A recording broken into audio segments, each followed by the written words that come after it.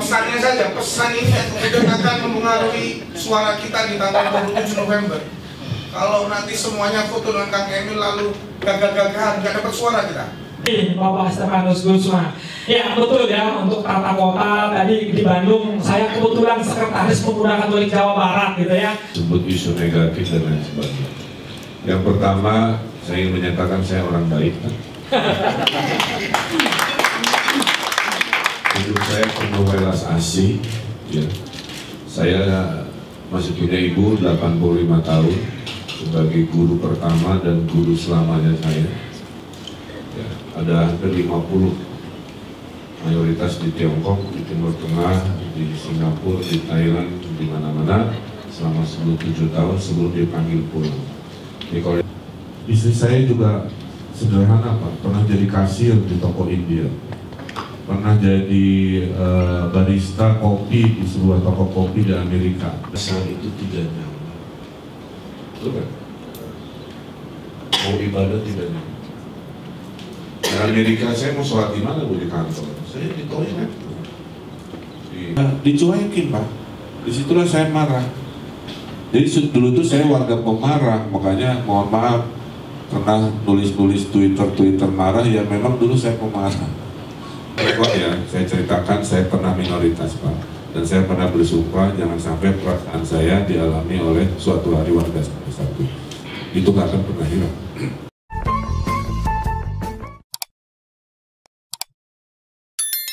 Ini kali kesekian saya bertemu dengan masyarakat Katolik Jakarta. Saya sempat ke Keuskupan Agung ya, dengan kardinal yang kami banggakan, kami muliakan.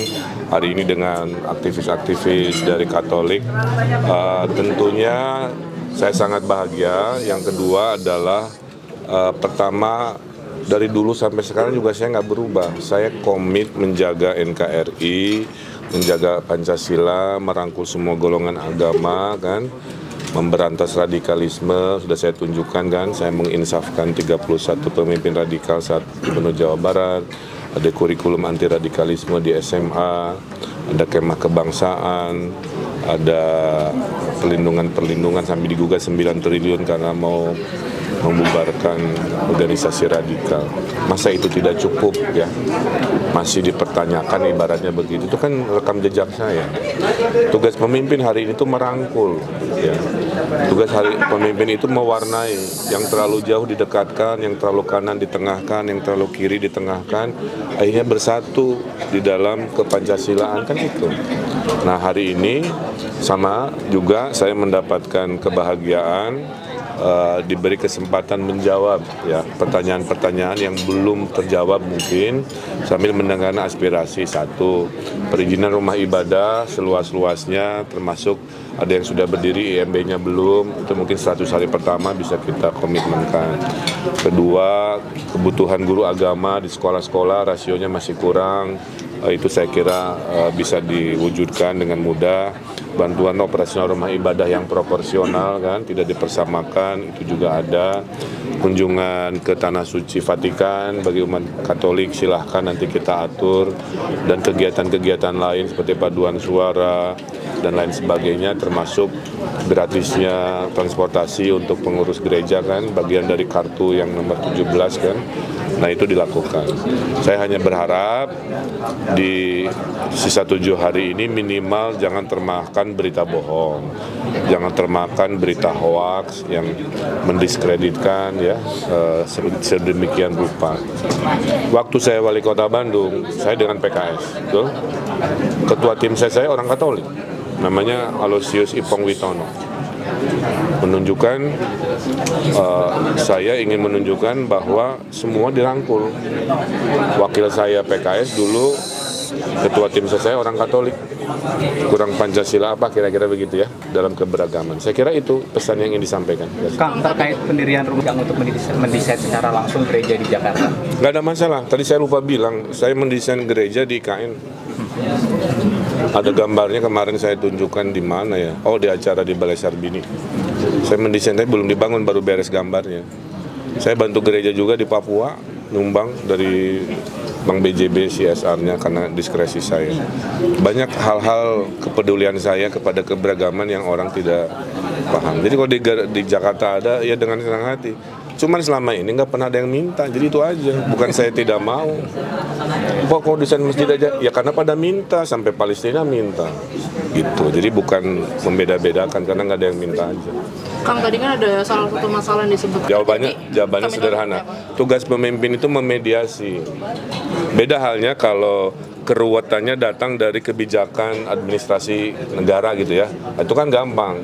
Tinggal disentil aja kepala dinasnya. Tapi kalau hubungan antar masyarakat tidak sesederhana itu. Maka tugas pemimpin adalah mencari solusi, mendamaikan, tetap dengan membela minoritasnya sebagai top of mind-nya. Tapi kepada yang berdinamika, kita beri penjelasan. Kadang-kadang butuh waktu. Pada akhirnya gereja Yasmin kan di Bogor juga beres, setelah sebuah proses yang tidak sebentar ya.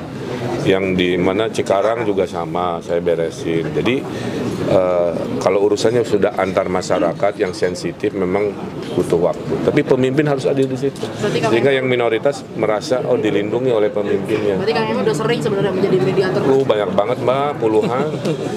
Kang Emil, ini tadi terakhir ya saya harus ke acara. Tadi sempat menyinggung bahwasannya akan sampai 6 tingkat. Nah ini kan sementara saat ini kan kalau tidak salah rumah tinggal itu atasnya 4 tingkat berdasarkan Pergub tahun 2022. Nah ini kira-kira apa? Ya nanti itu buat kajian. Intinya kan konsep membangun Jakarta itu densifikasi. Oke, densifikasi itu membuat orang yang tadinya tidak ada pilihan harus pindah ke pinggiran Jakarta tiba-tiba bisa tetap di Cempaka Putih dengan orang tuanya, bisa ngekos di Tanah Abang, bisa nempel ke Menteng tanpa harus di apartemen kan. Tapi kalau ada apartemen kita bikin di atas pasar, di atas stasiun. Jadi kombinasi densifikasi rumah-rumah existing dinaikin 3 kali lipat, kombinasi dengan penyediaan hunian murah di atas lahan negara, lahan BUMD, saya meyakini Gen Z akan ada pilihan rumah murah tinggal sehingga menghemat uang dan tidak stres. Terima kasih. Terima kasih.